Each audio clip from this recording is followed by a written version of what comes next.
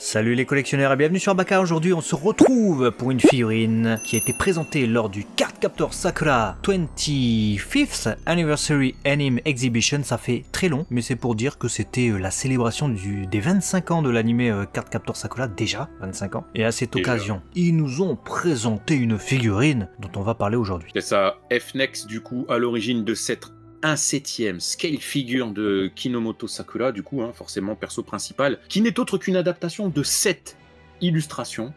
On va voir si elle est fidèle. Mais je pense que le suspense il va être assez court les amis, parce que de ce que je vois, ça m'a l'air d'être une énorme dinguerie. Et il y en a un, je crois, il va devoir craquer le porte-monnaie. Ouais, c'est compliqué, hein, les figurines de Sakura, surtout de très bonne qualité. Moi, je retrouve la même pose, les mêmes détails, c'est fourmillant en fait. Hein. Tu pourrais même mettre un petit décor derrière avec un cerisier, ça permettrait d'avoir la scène reconstituée. Alors on va s'attarder un peu sur les détails si tu veux. À commencer évidemment par le visage. Pas de démarcation dégueulasse dans les cheveux. Ils ont bien caché ça avec le tombé des mèches. Ça c'est grave intelligent. Les petites cerises là qui tiennent les cheveux, tout mimi dans les cheveux, sont présentes. Le chapeau. J'adore tout particulièrement les yeux. Parce qu'ils font très manga, tu vois. Ils ont réussi à faire cet aspect peint que tu retrouves dans l'animé avec les dégradés de reflets dans les yeux, dans le verre et tout ça. Et tout particulièrement sur cette figurine, je sais pas ce que t'en penses, mais je trouve le visage extrêmement ressemblant. Peut-être même qu'il n'a jamais été aussi ressemblant. Bon après, vous me direz, la plupart des figurines sorties dernièrement, c'était du Clear Card Hen. Donc c'était quelques années après, mais là, c'est vraiment l'illustration des débuts, quoi. Il est pharaonique ce visage. Que ce soit la façon de sculpter les cheveux, avec cette finesse, ce mouvement qui est, je veux dire, j'ai l'illustration là en même temps que je te parle, c'est la même chose, alors adapté, mais pour moi c'est la même chose. Le dégradé, le choix aussi du paint au-dessus, je le trouve incroyable. J'ai rien à dire sur les cheveux. Et ce visage, je me dis comment ils ont réussi à faire un tel visage aussi fidèle, parce qu'en plus elle est, tu vois, elle est en train de sauter, elle tourne sa tête, donc on aurait pu très facilement avoir soit un visage dont l'angle manque de naturel par rapport à l'ondulation de son corps, on y revient juste après. Là, en fait, de prime abord, déjà, rien que tu isoles juste le visage, waouh, c'est lumineux, je me dis, wow, un de ces visages, et j'ai envie de voir le reste. Et ben voyons le reste. Voyons le reste, après tu descends un peu, t'as le cartable incroyablement détaillé, tellement détaillé qu'il l'est encore plus que sur l'illustration originale. Il y a un dégradé de peinture, il y a des reflets, tu sens le cuir, t'as les détails des cahiers, tout ne figure pas sur l'illustration originale. Le petit Kelo Bello, bien placé derrière, et franchement la tige invisible je l'avais pas vue. Enfin elle est pas invisible mais elle est transparente, donc franchement ça fait son petit effet, parce qu'on imagine bien qu'il aurait des difficultés à tenir qu'avec sa main collé sur le machin. Ensuite, le brush, j'aime aussi sur les diverses parties roller, vêtements, tout ça. Et ils ont été intelligents, t'as vu, ils ont caché aussi la démarcation du bras, parce que j'imagine que c'est un truc qu'ils ont dû clipser en usine. Ils l'ont caché au niveau de la couture, tu sais, au niveau de l'épaule. Très très intelligent.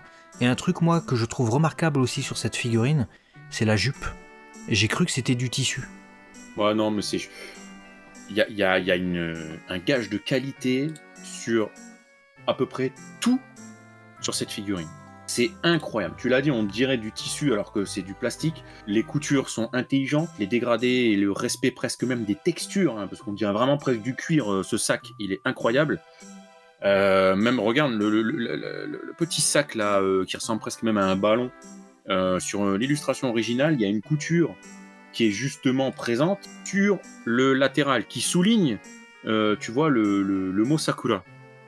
Ils ont repris le même endroit pour la démarcation, pour que ça fasse la même chose que l'illustration. C'est frappé. Je veux dire, tu peux même pas dire c'est un défaut. C'est l'illustration. Non, le souci du détail est phénoménal. Je les attends vraiment au tournant. FNEX Full You sur ça, parce que celle-là, elle est très attendue. Des figurines, je l'ai dit, enfin je l'ai sous-entendu, mais des figurines de Sakura de la première série, donc de l'époque, il y en a un peu moins. En ce moment, en tout cas, c'est normal, il y a eu du Clear Card Hen, donc la nouvelle saison, donc c'était normal de s'attarder dessus.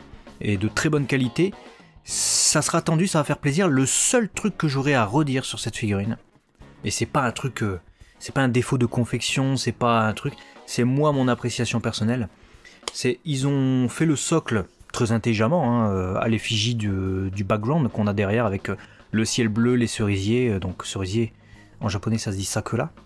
Mais je la trouve très très proche du socle, très proche du sol, alors qu'elle est censée sauter. C'est peut-être le seul truc que j'aurais à dire. J'aurais préféré qu'il y ait... Quitte à mettre... Bon, on sait qu'on n'aime pas forcément les tiges, mais... ouais, la maintenir un peu plus en l'air, tu vois, un peu plus... Parce que là, c'est vrai que tu vas poser ta figurine, elle sera très très à ras de terre, quoi, ce qui est un peu dommage. Ouais. Après, je pense, en vrai... il y a... Alors, c'est vrai que j'aurais préféré que ce soit officiellement possible dans la sortie du truc. Mais tu vois... Je sais que si vraiment tu veux faire, j'en sais rien, tu prends une Détolf, tu veux lui dédier un carré avec un décor Sakura, tu vois, truc de fou, tu achètes vraiment du faux Sakura pour faire un décor. Au pire, tu peux essayer de trouver une tige plus grande, trouver un système vraiment pour faire un petit truc custom, pour vraiment aller jusqu'au bout du bazar, quoi. Parce que de toute façon, la figurine, elle restera incroyable.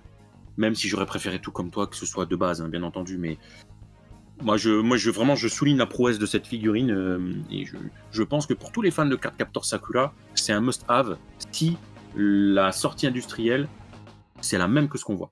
Ouais, si c'est à la hauteur de ce qu'on voit, à la limite un petit carré, un petit cube d'acryl sous le socle pour rehausser tout ça et puis tu auras l'impression vraiment là qu'elle saute. Non.